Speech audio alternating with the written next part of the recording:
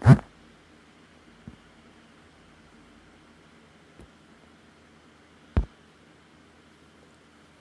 see someone. Don't know who.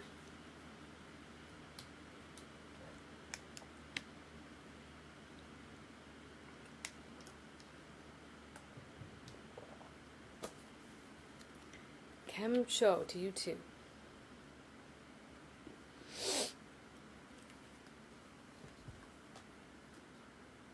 And Steven's here.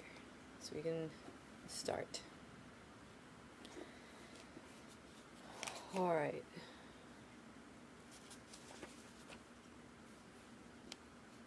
So yeah, we don't know what was going on with that. They had a little interlude, one of those interludes where they go back into the present.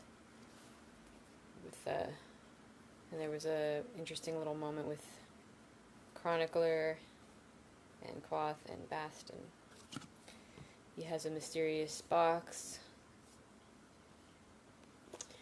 And the mayor was talking to the Chronicler, we don't know what about. So, Chapter 72, Horses. Several days after Denna and I had our moonlit stroll in the garden, I finished a song for Maloan called Nothing But Roses. The mayor specifically requested it, and I had leapt to the project with a will, knowing that Denna would laugh herself sick when I played it for her. I slid the mayor's song into an envelope and looked at the clock. I thought I'd be busy the entire night finishing it, but it had come with surprising ease. Consequently, I had the rest of the evening free. It was late, but not terribly late. Not late for Sendling night in a lively city like Severin. Perhaps not too late to find Denna. I threw on a set of fresh clothes and hurried out of the estates. Since the money in my purse came from selling pieces of Codicus's equipment and playing cards with nobles who knew more about fashion than statistics, I paid the full bit for the horse lifts, then jogged the half-mile to Newell Street. I slowed to a walk for the last several blocks. Enthusiasm is flattering, but I didn't want to arrive at Denna's inn panting and sweating like a lathered horse. I wasn't surprised when I didn't find her at the Four Tapers. Denna wasn't the sort to sit and twiddle her thumbs just because I was busy. But the two of us had spent the better part of a month exploring the city together, and I had a few good guesses as to where I might find her. 5 minutes later, I spotted her. She was moving through the crowded street with a definite purpose, walking as if she had somewhere important to be. I started to make my way toward her, then hesitated. Where would she be going so purposefully, alone, so late at night? She was going to meet her patron. I wish I could say I agonized before I decided to follow her, but I really didn't. The temptation of finally learning the identity of her patron was simply too strong. So I put up the hood of my cloak and began to ghost through the crowd behind Denna. It's remarkably easy if you have a little practice. I used to make a game of it in Tarbian, seeing how far I could follow someone without being seen. It helped that Denna wasn't a fool and stayed in the good parts of the city where the streets were busy, and in the dim light my cloak looked like a nondescript black. I followed her for half an hour. We passed cart vendors selling chestnuts and greasy meat pies. Guards mingled with the crowd, and the streets were bright with scattered streetlights and lanterns hung outside the doors of inns. An occasional out-at-the-heels musician played with his hat in front of him, and once we passed a troupe of mummers acting out a play in a small cobblestone square. Then Denna turned and left the better streets behind. Soon there were fewer lights and tipsy revelers. The musicians gave way to beggars who called out or clutched at your clothes as you walked by. Lamplight still poured through the windows of nearby pubs and inns, but the street was no longer bustling. People clustered in twos or threes, women wearing corsets and men with hard eyes. These streets weren't dangerous, strictly speaking, or rather, they were dangerous in a broken glass sort of way. Broken glass won't go out of its way to hurt you. You can even touch it if you're careful. Some streets are dangerous as frothing dogs, where no amount of care will keep you safe. I was beginning to get nervous when I saw Denna stop suddenly at the mouth of a shadowed alley. She craned her neck for a moment, as if listening to something. Then, after peering into the dark, she darted inside. Was this where she was meeting her patron? Was she taking a shortcut to a different street? Or was she simply following her paranoid patron's instructions to make sure no one followed her? I began to curse under my breath. If I followed her into the alley and she saw me, it would be obvious I'd been trailing her. But if I didn't follow her, I'd lose her.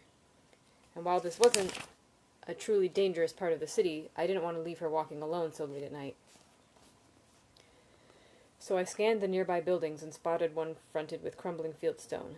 After a quick glance around, I climbed the fence of it, quick as a squirrel, another useful skill from my misspent youth. Once I was on the roof, it was a simple matter to run over the tops of several other buildings, then slink into the shadow of a chimney before peering down into the alley. There was a sliver of moon overhead, and I expected to see Denna striding quickly along her shortcut, or having a hushed and hidden meeting with her dodgy patron. But what I saw was nothing of the sort. Dim lamplight from an upstairs window showed a woman splayed out motionless on the ground. My heart thudded hard for several beats until I realized it wasn't Denna. Denna was dressed in shirt and pants. This woman's white dress was crumpled around her, her bare legs pale against the dark stone of the street. My eyes darted around until I saw Denna outside the window's light. She stood close to a broad-shouldered man with moonlight shining on his bald head. Was she embracing him? Was this her patron? Finally my eyes adjusted enough that I could see the truth. The two were standing very close and still, but she wasn't holding him. She had one hand hard against his neck, and I saw white moonlight glitter on metal there, like a distant star. The woman on the ground started to stir, and Denna called out to her. The woman climbed unsteadily to her feet, staggering a bit as she stepped on her own dress, then edged slowly past them, keeping close to the wall as she made her way to the mouth of the alley. Once the woman was behind her, Denna said something else. I was too far away to make out any of the words, but her voice was hard and angry enough to raise the hair on the back of my arms. Denna stepped away from the man, and he backed away, one hand going to the side of his throat. He began to curse her viciously, spitting and making grasping motions with his free hand. His voice was louder than hers, but slurred enough that I couldn't make out much of what he said, though I did identify the word horror several times. But for all his talk, he didn't come anywhere close to within arm's reach of her. Denna simply stood facing him, her feet set squarely on the ground. She held the knife low in front of her, tilted at an angle. Her posture was almost casual. Almost. After cursing for a minute or so, the man took half a shuffling step forward, shaking a fist. Denna said something and made a short, sharp gesture with the knife toward the man's groin. Silence filled the alley, and the man's shoulders lifted a bit. Denna made the gesture again, and the man began to curse more softly, turning away and walking down the alley, his hand still pressed to the side of his neck. Denna watched him go, then relaxed and slid the knife carefully into her pocket. She turned and walked to the mouth of the alleyway. I scurried to the front of the building. On the street below, I saw Denna and the other woman standing under a street lamp. In the better light, I saw the woman was much younger than I'd thought, just a slip of a girl, her shoulders heaving with sobs. Denna rubbed her back in small circles, and the girl slowly calmed down. After a moment, they began walking down the street. I hurried back to the alley where I had spotted an old iron drainpipe, a relatively easy way to get back down onto the street. But even so, it cost me 2 long minutes and most of the skin off my knuckles to get cobblestones back under my feet. Only through a pure effort of will did I keep myself from running out of the alley to catch up with Denna and the girl. The last thing I wanted was for Denna to discover I'd been following her. Luckily, they weren't moving very fast, and I caught sight of them easily. Denna led the girl back to the nicer part of the city, then took her into a respectable-looking inn with a painted rooster on the sign. I stood outside for a minute, peering at the layout of the inn through one of the windows. Then I settled my hood more firmly over my face, walked casually around the back portion of the inn, and slid into a seat on the other side of a dividing wall, just around the corner from Denna and the young girl. If I'd wanted to, I could have leaned forward to peer at their table, but as it was, neither one of us could see the other. The tap room was mostly empty, and a serving girl came up to me almost as soon as I took my seat. She eyed the rich fabric of my cloak and smiled. "What can I get you?" I eyed the impressive array of polished glass behind the bar. I motioned the serving girl closer and spoke softly, with a rasp in my throat, as if I were recovering from the croup cough. "I'll take a tumble of your best whiskey," I said, "and a glass of fine Florin red." She nodded and left. I turned my finely tuned eavesdropper's ears to the next table. "Your accent," I heard Denna say. "Where are you from?" There was a pause and a murmur as the girl spoke. Since she was facing away from me, I couldn't hear what she said. "That's in the Western Ferrol, isn't it?" Denna asked. "You're a long way from home." There was a murmuring from the girl, then a long pause where I couldn't hear anything. I couldn't tell if she'd stopped talking or if she was speaking too quietly for me to hear. I fought the urge to lean forward and peer at their table. Then the murmuring came back, very soft. "I know he said he loved you," Denna said, her voice gentle. "They all say that." The serving girl set a tall wine-glass in front of me and handed me my tumble. 2 bits. Merciful Tolu. With prices like that, no wonder the place was nearly empty. I tossed back the whiskey in a single swallow, fighting the urge to cough as it burned down my throat. Then I drew a full silver round out of my purse, set the heavy coin on the table, and put the empty tumble down over the top of it. I motioned the serving girl close again. "I have a proposal for you," I said quietly. "Right now I want nothing more than to sit here quietly, drink my wine, and think my thoughts." I tapped the overturned tumble with the coin underneath. "If I am allowed to do this without interruption, all of this, less the cost of my drinks, is yours." Her eyes went a little wide at that, darting down to the coin again. But if anyone comes over to bother me, even in a helpful way, even to ask if I would like anything to drink, I will simply pay and leave. I looked up at her. Can you help me get a little privacy tonight? She nodded eagerly. Thank you, I said. She hurried away and went immediately to another woman standing behind the bar, making a few gestures in my direction. I relaxed a bit, reasonably certain they wouldn't be drawing any attention to me.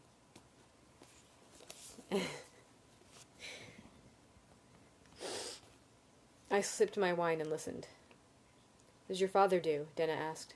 I recognized the pitch of her voice. It was the same low, gentle tone my father had used when talking to skittish animals, a tone designed to calm someone and set them at their ease. The girl murmured, and Denna responded, That's a fine job. What are you doing here, then? Another murmur. Got handsy, did he? Denna said, matter-of-factly. Well, that's the nature of eldest sons.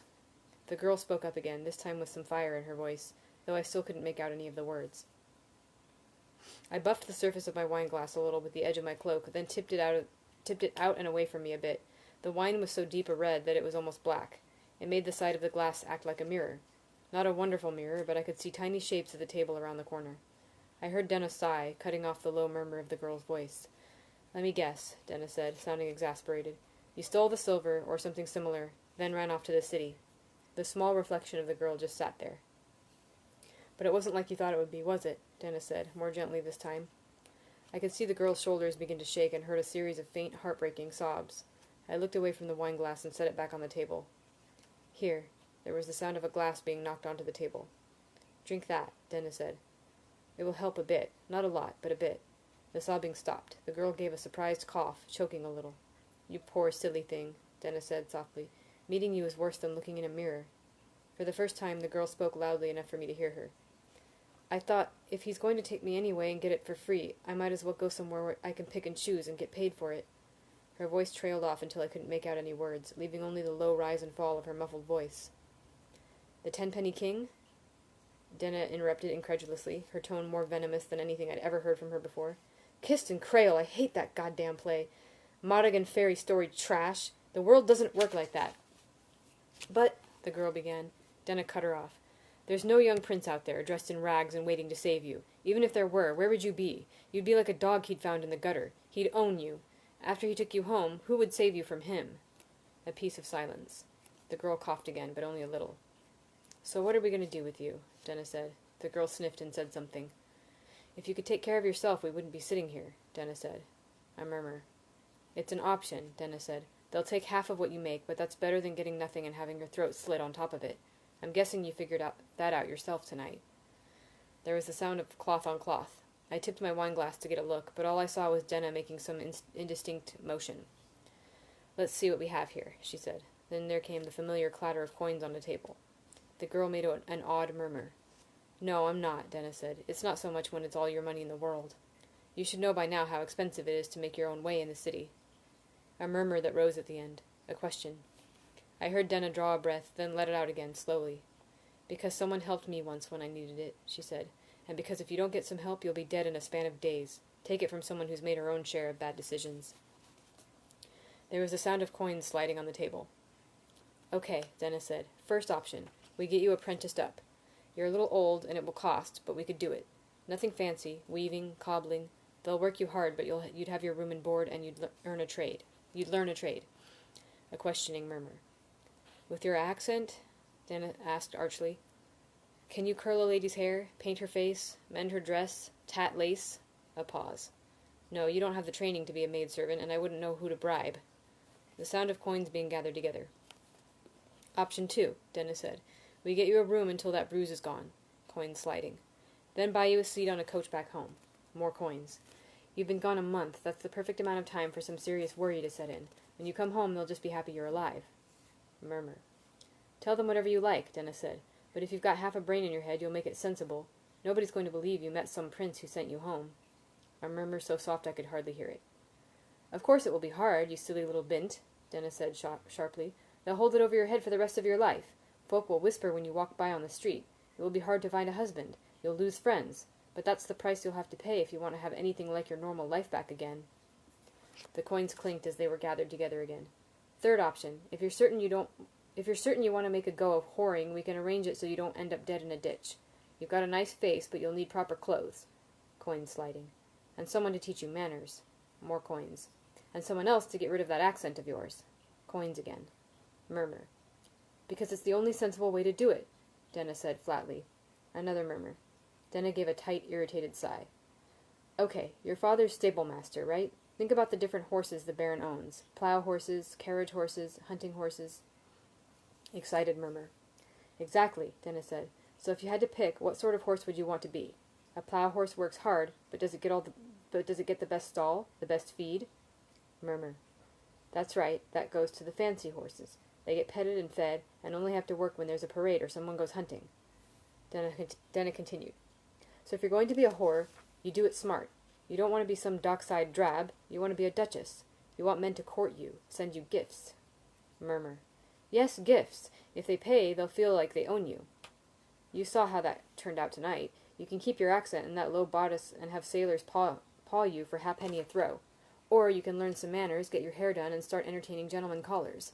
If you're interesting and pretty, and you know how to listen, men will desire your company. They'll want to take you dancing as much as take you to bed. Then you have the control. Nobody makes a duchess pay for her room in advance. Nobody bends a duchess over a barrel in an alley, then kicks her teeth once he's had his fun. Murmur. No, Denna said, her voice grim. There was the sound of coins being clinked softly into a purse. Don't lie to yourself. Even the fanciest horse is still a horse. That means sooner or later you're going to get ridden. A questioning murmur. Then you leave, Denna said. If they want more than you're willing to give, that's the only way. You leave, quick and quiet in the night. But if you do, you'll burn your bridges. That's the price you pay. A hesitant murmur. I can't tell you that, Denna said. You need to decide what you want for yourself.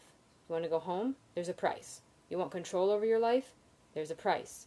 You want the freedom to say no? There's a price. There's always a price. There was the sound of a chair being pushed away from a table, and I pressed myself back against the wall as I heard the two of them stand up. It's something everyone has to figure out on their own, Denna said, her voice growing more distant. What do you want more than anything else? What do you want so badly you'll pay anything to get it? I sat for a long time after they left, trying to drink my wine. Well, fill in the blanks with your own wacky dialogue. I kind of want to see you do that, Eric. I'm not gonna lie.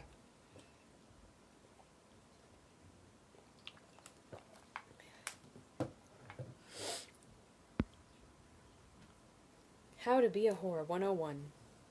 How to be an expensive whore. Okay, chapter 73, Blood and Ink. In the Theophany, Tecum writes of secrets, calling them painful treasures of the mind. He explains that what most people think of as secrets are really nothing of the sort. Mysteries, for example, are not secrets, neither are little-known facts or forgotten truths. A secret, Tecum explains, is true knowledge actively concealed. Philosophers have quibbled over his definition for centuries. They point out the logical problems with it, the loopholes, the exceptions, but in all this time none of them has managed to come up with a better definition. That, perhaps, tells us more than all the quibbling combined. In a later chapter, less argued over and less well known, Tecum explains that there are two types of secrets. There are secrets of the mouth and secrets of the heart. Most secrets are secrets of the mouth. Gossip shared and small scandals whispered.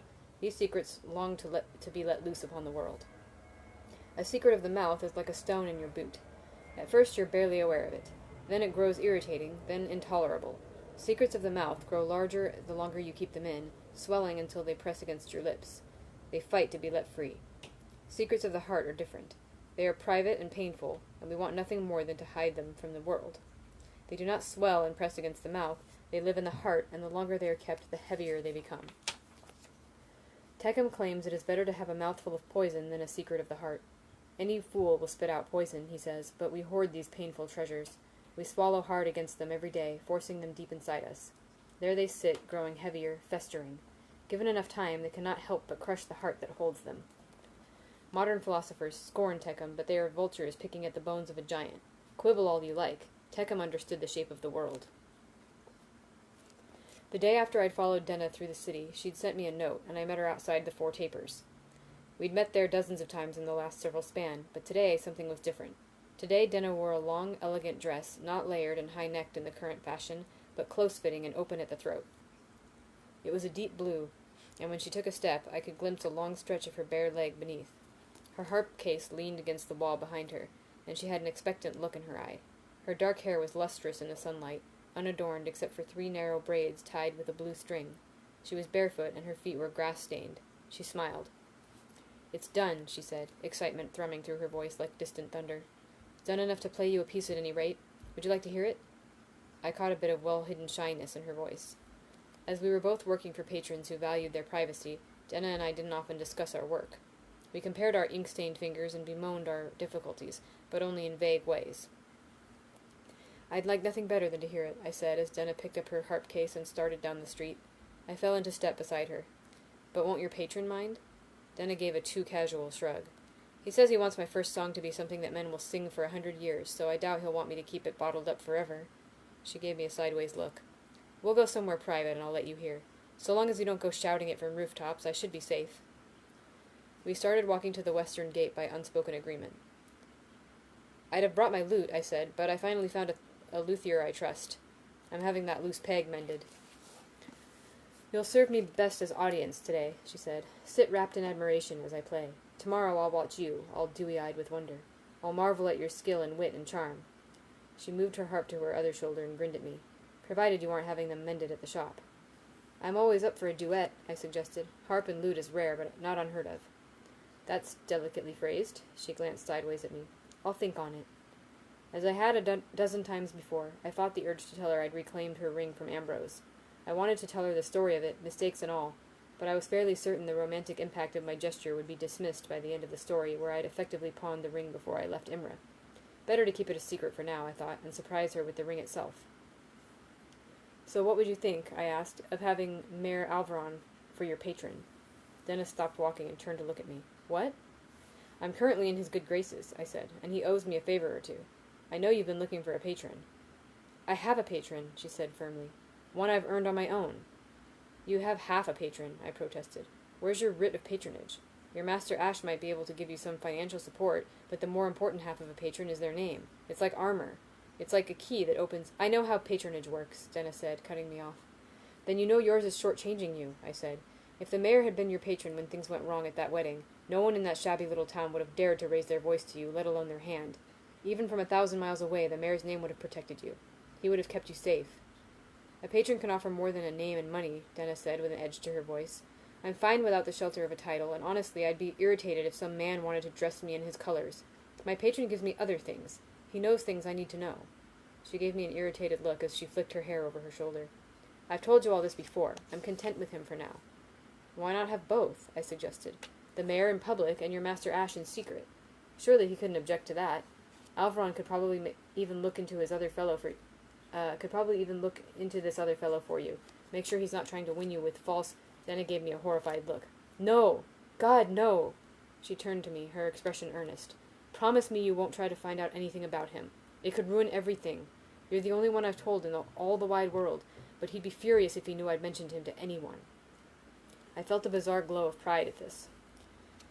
"If you'd really rather I not—" Denna stopped walking and set her harp case down on the cobblestones where it made a hollow thump. Her expression was deadly serious. "Promise me." I probably wouldn't have agreed if I hadn't spent half the previous night following her around the city with the hope of discovering this very thing.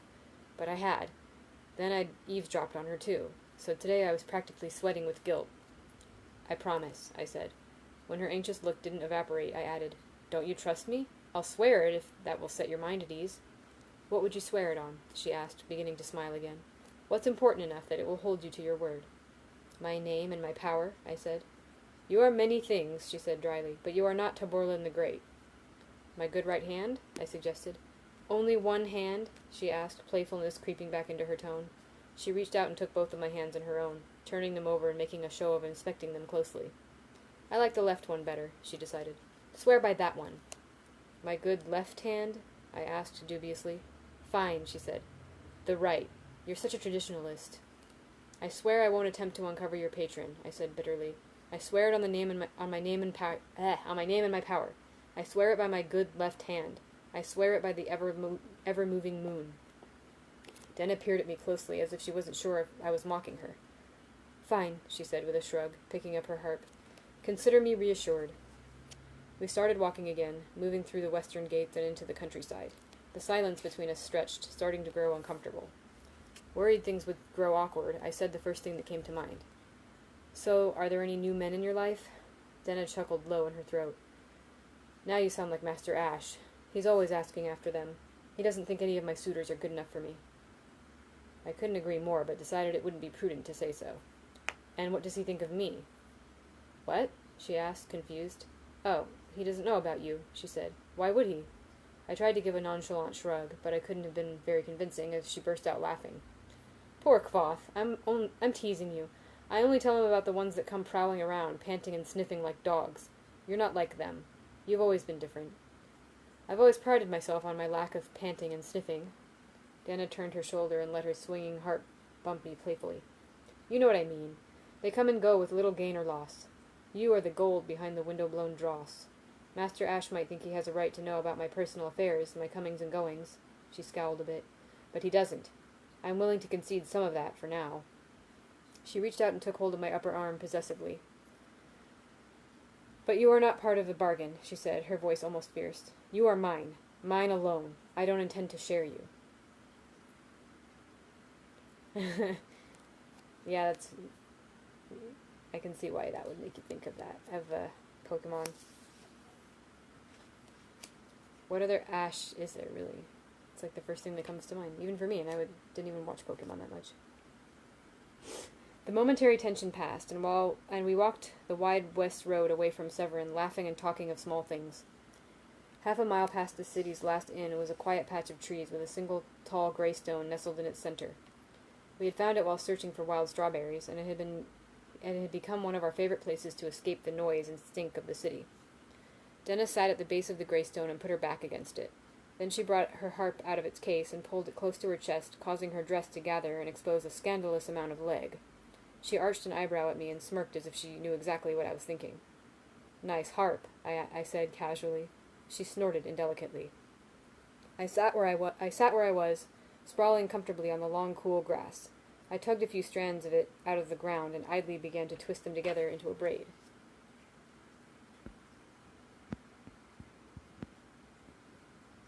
Oh yeah, Evil Dead. I haven't seen Evil Dead.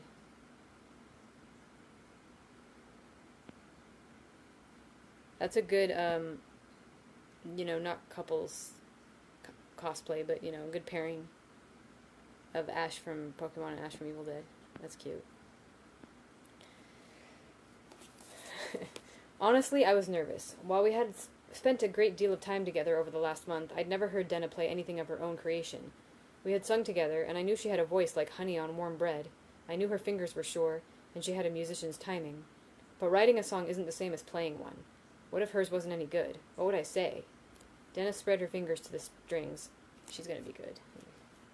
Come on. And my worries faded into the background. I've always found something powerfully erotic about the way a woman puts her hands to a harp. She began a rolling gliss down the strings from high to low. The sound of it was like hammers on bells, like water over stones, like birdsong through the air. She stopped and tuned a string, plucked, tuned. She struck a sharp chord, a hard chord, a lingering chord, then turned to look at me, flexing her fingers nervously. Are you ready? You're incredible, I said. I saw her flush a little, then brush her hair back to hide her reaction. Fool, I haven't played you anything yet. You're incredible all the time. You're incredible all the same. Hush. She struck a hard chord and let it fade into a quiet melody. As it rose and fell, she spoke the introduction to her song. I was surprised at such a traditional opening. Surprised, but pleased. Old ways are best. Gather round and listen well, for I have a tale of tragedy to tell. I sing of subtle shadow spread across a land, and of the man who turned his hand toward a purpose few could bear.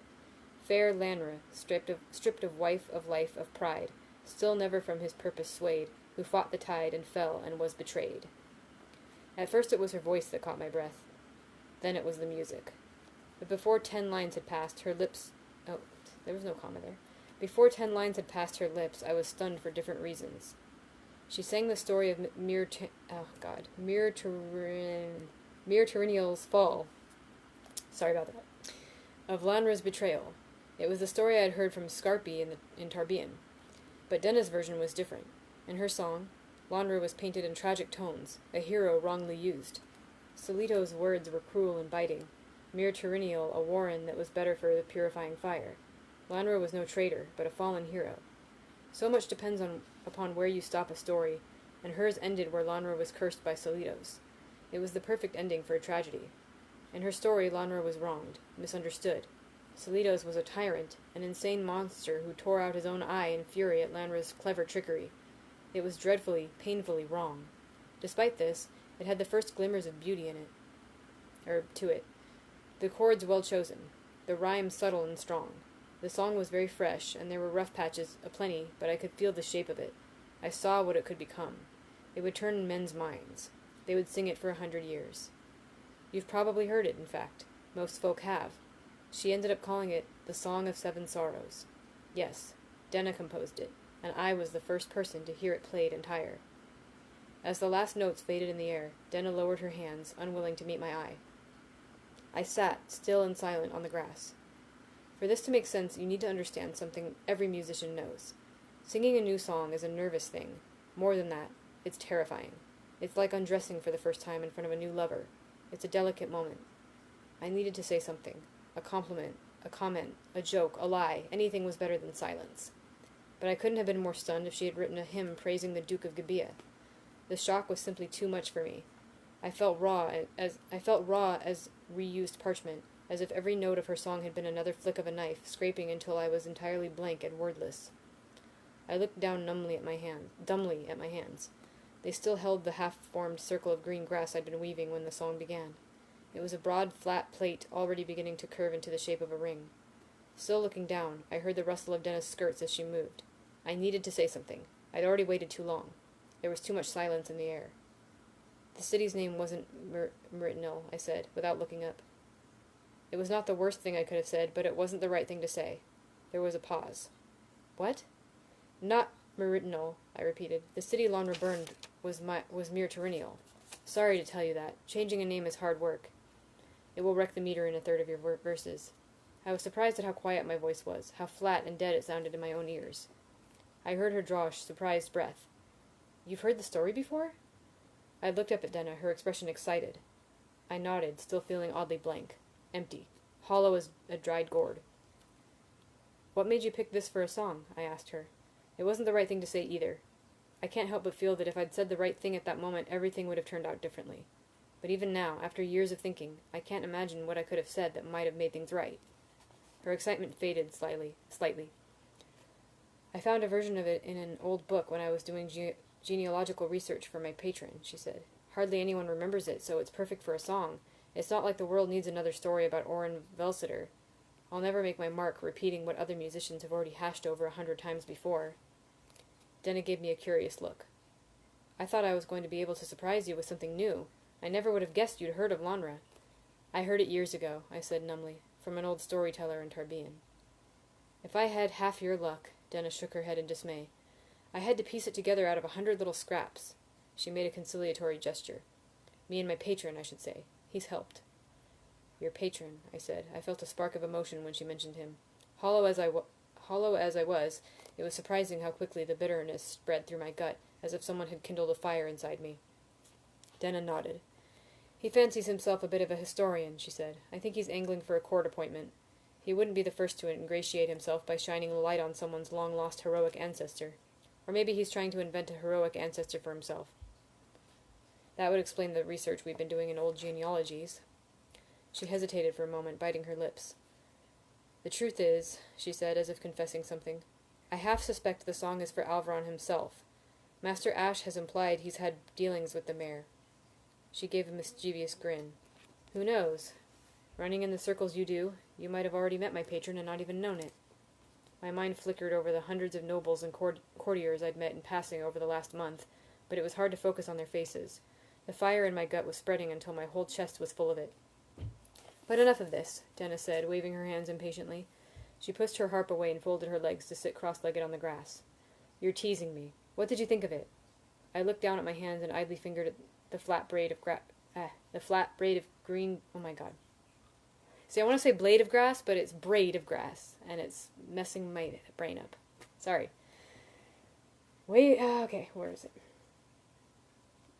I looked down at my hands and idly fingered the flat braid of green grass I'd woven. It was smooth and cool between my fingers. I couldn't remember how I'd planned to join the ends together to form a ring. I know it's got some rough patches, I heard Denna say, her voice brimming with nervous excitement. I'll have to fix that name you mentioned, if you're sure that's the right one. The beginning is rough, and the 7th verse is shambles, I know. I need to expand the battles and his relationship with Lyra. The ending needs tightening, but overall, what did you think? Yeah, it was a blade of grass, or it was, I think, more than one blade of grass that was braided together, yeah. But it was like, because I was saying braid instead of blade, it made my brain want to say glass instead of grass, too. So that was a whole thing that was happening. Anyway, once she smoothed it out, it would be brilliant, as good as a song my parents might have written, but that just made it worse. My hands were shaking, and I was amazed at how hard it was to make them stop. I looked away from them, up at Denna. Her nervous excitement faded when she saw my face. You're going to have to rework more than just the name. I tried to keep my voice calm. Lonra wasn't a hero. She looked at me oddly, as if she couldn't tell if I was making a joke. What? You've got the whole thing wrong, I said. Lonra was a monster, a traitor. You need to change it. Denna tossed back her head and laughed. When I didn't join her, she cocked her head, puzzled. You're serious? I nodded. Denna's face went stiff. Her eyes narrowed and her mouth made a thin line. You have to be kidding. Her mouth worked silently for a moment, then she shook her head. It wouldn't make any sense. The whole story falls apart if Lonra isn't the hero. It's not about what makes a good story, I said. It's about what's true. True? She looked at me incredulously. This is just some old folk story. None of the places are real. None of the people are real. You might as well get offended at me for coming up with a new verse for Tinker Tanner. I could feel words rising in my throat, hot as a chimney fire. I swallowed down hard against them. Some stories are just stories, I agreed. But not this one. It's not your fault. There's no way you could have... Oh, well, thank you, she said bitingly. I'm so glad this isn't my fault. Fine, I said sharply. It is your fault. You should have done more research. What do you know about the research I did? She demanded. You haven't the slightest idea. I've been all over the world digging up pieces of this story. It was the same thing my father had done. He'd started writing a song about Lonra, but his research led him to the Chandrian. He'd spent years chasing down half-forgotten stories and digging up rumors. He wanted his song to tell the truth about them, and they had killed my entire troop to put an end to it. I looked down at the grass and thought about the secret I had kept for so long. I thought of the smell of blood and burning hair. I thought of rust and blue fire and the broken bodies of my parents. How could I explain something so huge and horrible? Where would I even begin? I could feel the secret deep inside me, huge and heavy as a stone. In the version of the story I heard, I said, touching the far edge of the secret, Lonra became one of the Chandrian. You should be careful. Some stories are dangerous. Denna stared at me for a long moment. The Chandrian? She said incredulously. Then she laughed. It was not her usual delighted laugh. This was sharp and full of derision. What kind of a child are you?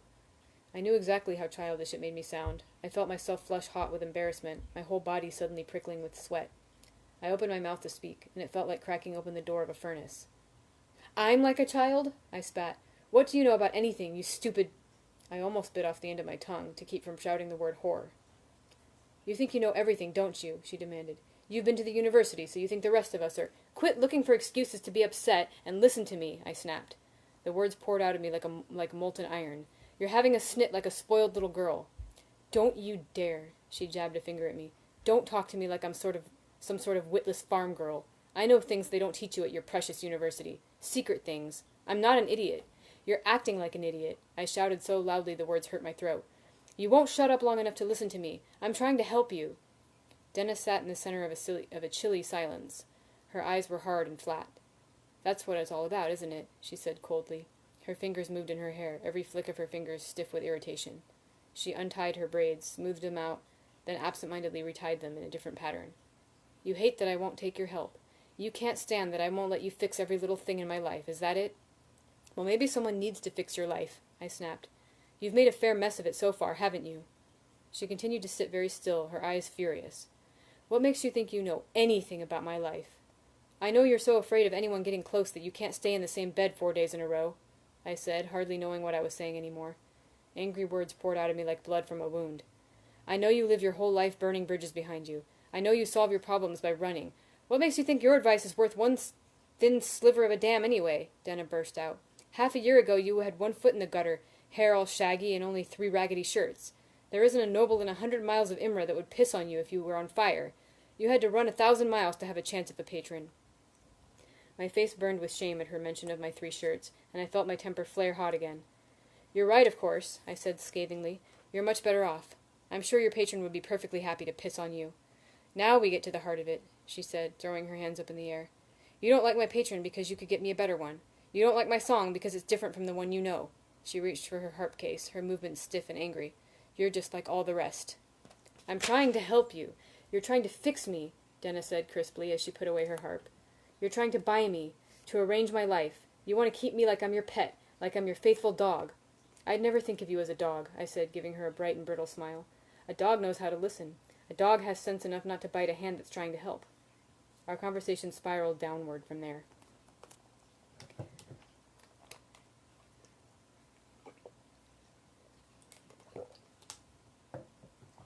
At this point in the story, I'm tempted to lie, to say I spoke these things in an uncontrollable rage, that I was overwhelmed with grief at the memory of my murdered family. I'm tempted to say I tasted plum and nutmeg. Then I would have some excuse. But they were my words. In the end, I was the one who said those things. Only me. Denna responded in kind, hurt and furious and sharp-tongued as myself. We were both proud and angry and filled with the unshakable certainty of youth. We said things we never would have said otherwise, and when we left, we did not leave together. My temper was hot and bitter as a bar of molten iron. It seared at me as I walked all the way back to Severin. It burned as I made my way through the city and waited for the freight lifts. It smoldered as I stalked through the mayor's estates and slammed the door to my rooms behind me. It was only hours later that I cooled enough to regret my words.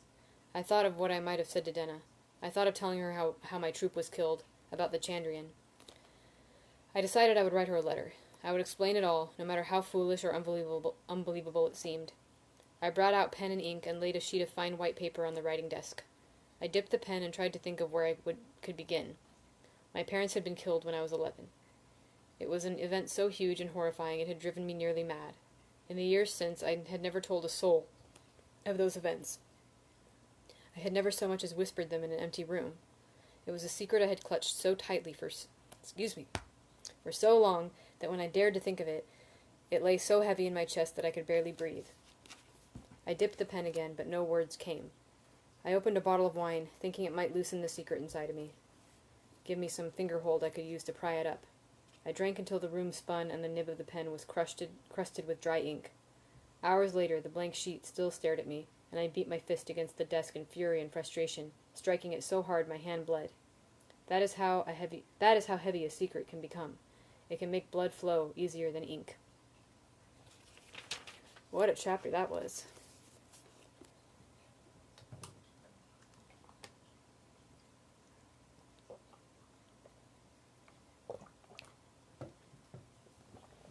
Alright. Chapter 74. Rumors. The day after I fought with Denna, I woke late in the afternoon, feeling miserable for all the obvious reasons. I ate and bathed, but pride kept me from heading down to Severin Low to look for Denna.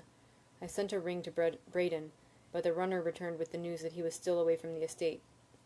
So I opened the bottle of wine and began to leaf through the pile of stories that had been slowly accumulating in my room.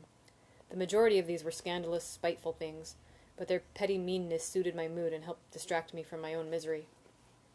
Thus I learned the previous Comte Banbride hadn't died of consumption, but of syphilis contracted from an amorous stable hand.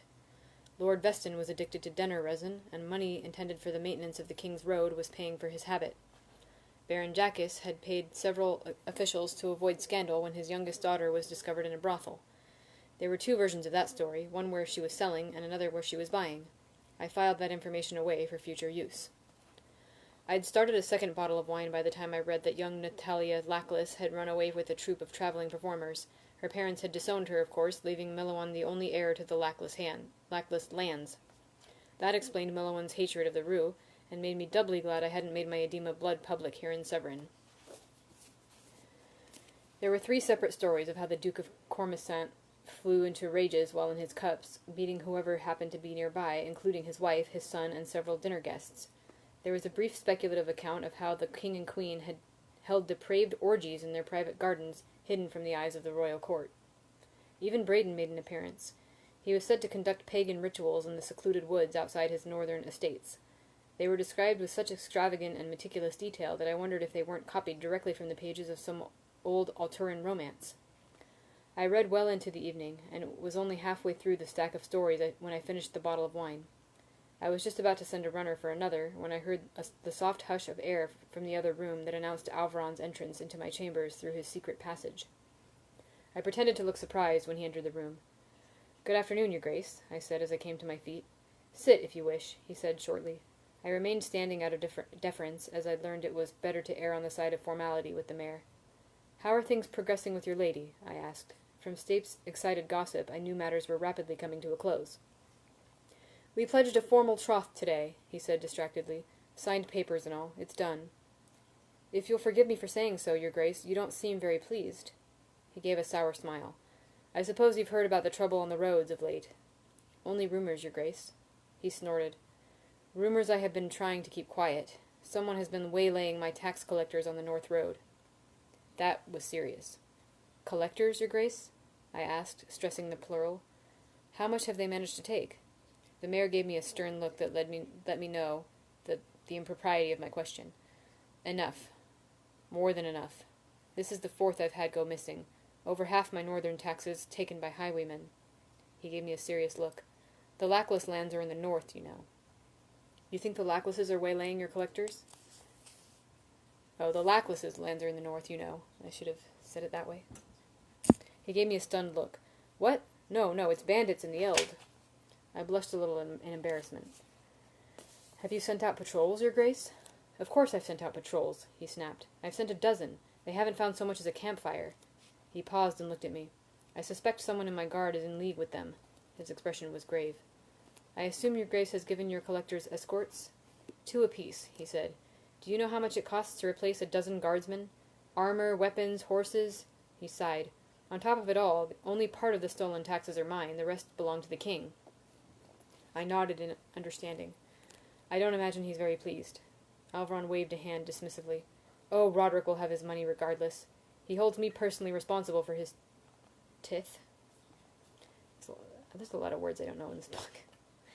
"So I am forced to send the collectors around again to gather his share a second time."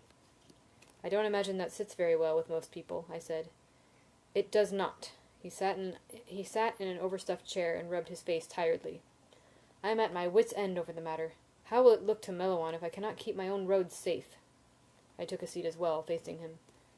"What of Dagon?" I asked. "Couldn't he find them?" Alvaron gave a short, humorless bark of a laugh. "Oh, Dagon would find them. He'd have their heads on poles inside 10 days. "Why not send him, then?" I asked, puzzled. "Because Dagon is a man of straight lines. He would raise a dozen villages and set fire to 1,000 acres of the Eld to find them." He shook his head seriously. Even if I thought him suited to this task, he is tracking down Cauticus at the moment. Besides, I believe there may be magic at work in the Eld, and that is outside Dagon's ken. I suspected the only magic at work was 6 sturdy Modigan longbows, but it's the nature of people to cry magic whenever they're faced with something they cannot easily explain, especially in Ventus. Alvaron leaned forward in his seat. "Might I rely on your help in this?" There was only one response to that. "Of course, Your Grace." Do you know much woodcraft?" "I studied under a yeoman when I was younger," I exaggerated, guessing he was looking for someone to devise a better defense for his collectors. The only reason I knew how to pronounce that word was because of Star Trek, because it's spelled Yeoman. Yeoman. "I know enough to track a man and hide myself." Alvaron raised an eyebrow at that. "Really? You are possessed of quite the diverse education, aren't you?" "I have led an interesting life, Your Grace." The wine I'd been drinking made me bolder than usual, and I added, "I've got an idea or two you might find helpful in dealing with your bandit problem." He leaned forward in his chair. "Do tell." "I could devise some arcane protection for your men." I made a flourish with the long fingers of my right hand, hoping it looked sufficiently mystical. I juggled numbers in my head and wondered how long it would take to create an arrow catch, using only the equipment in Cauticus's tower. Alvaron nodded thoughtfully. "That might suffice if I was only concerned for the safety of my collectors, but this is the King's Road, a major artery of trade. I need to be rid of the bandits themselves." "In that case," I said, "I would assemble a small group who know how to make their way quietly in a forest. They shouldn't have too much difficulty locating your bandits. When they do, it should be a simple matter to send your guard out to catch them." "Easier yet to set an ambush and kill them, wouldn't you say?" Alvaron said slowly, as if looking to gauge my reaction. Or that, I admitted. Your Grace is the arm of the law. Death is the penalty for banditry, especially on the King's Road, Alvaron said firmly. Does that seem harsh to you?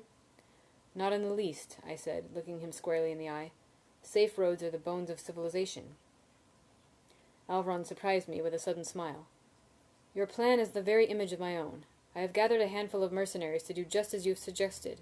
I've had to move secretly, as I don't know who might be sending these bandits their warnings, but I've got 4 good men ready to leave tomorrow. A tracker, 2 mercenaries with some skill in the forest, and an Adem mercenary. The last did not come cheaply, either. I gave him a congratulatory nod. You've already planned it better than I could, Your Grace. It hardly seems as if you need my help at all. Quite the contrary, he said. I still need someone with a little sense to lead them. He looked at me meaningfully. Someone who understands magic. Someone I can trust. I felt a sudden sinking sensation. Alvaron got to his feet, smiling warmly. Twice now you have served me beyond all expectations. Are you familiar with the expression, third time pays for all? Again, there was only one reasonable answer to that question. Yes, Your Grace. Alvaron took me to his rooms, and we looked over maps of the countryside where his men had been lost. It was a long stretch of the King's Highway, running through a piece of the Elbe that had been old when Ventus was nothing more than a handful of squabbling sea kings.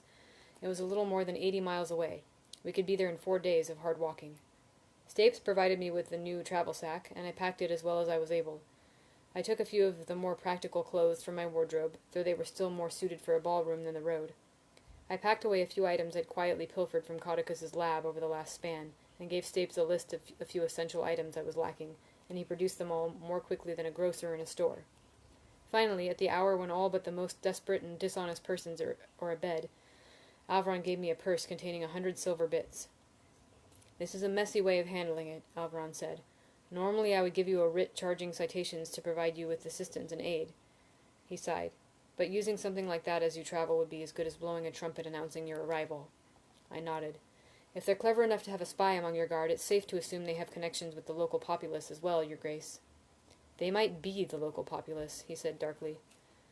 Stapes led me out of the estate through the same secret passage the mayor used to enter my rooms. Carrying a hooded thieves' lamp, he took me through several twisting passages, then down a long dark stairway that bored deep into the stone of the sheer. Thus I found myself standing alone in the chill cellar of an abandoned shop in Severn Low. It was in the section of the city that had been ravaged by fire some years ago, and the building's few remaining roof beams stretched like dark bones against the first pale light of dawn. I stepped from the burned shell of the building. Above, the mayor's estate perched on the edge of the sheer like some predatory bird. I spat, none too pleased with my situation, press-ganged into mercenary service. My eyes were gritty from my sleepless night and my long journey through the twisting stone passages in the sheer. The wine I'd drunk wasn't improving anything either. For the last few hours I could feel myself growing less drunk and more hungover by slow degrees. I'd never been awake through the entire process before, and it was not pleasant. I'd managed to keep up appearances in front of Alvaron and Stapes, but the fact of the matter was that my gut was sour and my thoughts were thick and sluggish. The cool pre-dawn air cleared my head a little, and within 100 steps I began thinking of things I'd forgotten to include on the list I'd given Stapes. The wine had done me no favors there. I had no tinderbox, no salt, no knife. My loot! I hadn't picked it up from the luthier after having its loose peg fixed. Who knew how long I might be hunting for bandits for the mayor? How long would it sit unclaimed before the man decided it had been abandoned? I went 2 miles out of my way, but found the luthier's shop dark and lifeless. I hammered on the door to no avail. Then, after a moment's indecision, I broke in and stole it. Though it hardly seemed to be stealing, since the loot was mine to begin with, and I'd already paid for the repairs. I had to climb a wall, force a window, and trip 2 locks. It was fairly simple stuff, but given my sleepless, wine-sodden head, I'm probably lucky I didn't fall off the roof and break my neck. But aside from a loose piece of slate that set my heart racing, things went smoothly, and I was back on my way in 20 minutes. The 4 mercenaries Alvaron had assembled were waiting in a tavern 2 miles north of Severn. We made brief introductions and left immediately, heading north on the King's Highway. My thoughts were so sluggish that I was miles north of Severn before I began to reconsider a few things. Only then did it occur to me that the mayor might have been less than completely honest in everything he had told me the night before. Was I truly the best person to lead a handful of trackers into an unfamiliar forest to kill a band of highwaymen? Did the mayor really think so much of me? No, of course not. It was flattering, but simply not true. The mayor had access to better resources than that. The truth was, he probably wanted his sweet-tongued assistant out of the way, now that he had the Lady Lackless well in hand. I was foolish for not realizing it sooner. So he sent me on a fool's errand to get me out from underfoot. He expected me to spend a month chasing his wild goose in the deep forest of the Eld, then come back empty-handed. The purse made better sense, too. 100 bits would keep us provisioned for a month or so. Then when I ran out of money, I'd be forced to return to Severn, where the mayor would cluck his tongue in disappointment and use my failure as an excuse to ignore some of the favor I'd accumulated so far. On the other hand, if I got lucky and found the bandits, all the better. It was exactly the sort of plan I'd credit to the mayor. No matter what happened, he got something he wanted. It was irritating, but I could hardly go back to Severn and confront him. Now that I'd committed myself, there was nothing to do but make the best of the situation. As I walked north, my head throbbing and my mouth gritty, I decided I would surprise the mayor again. I'd hunt down his bandits. Then the third time would pay for all, and Mayor Alvaron would be well and truly in my debt.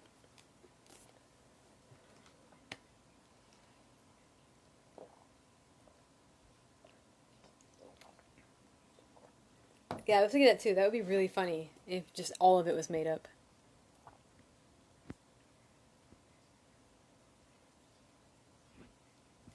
Okay, let's see. Well, unless this chapter is really short, it's probably a good place to stop. It's kind of short.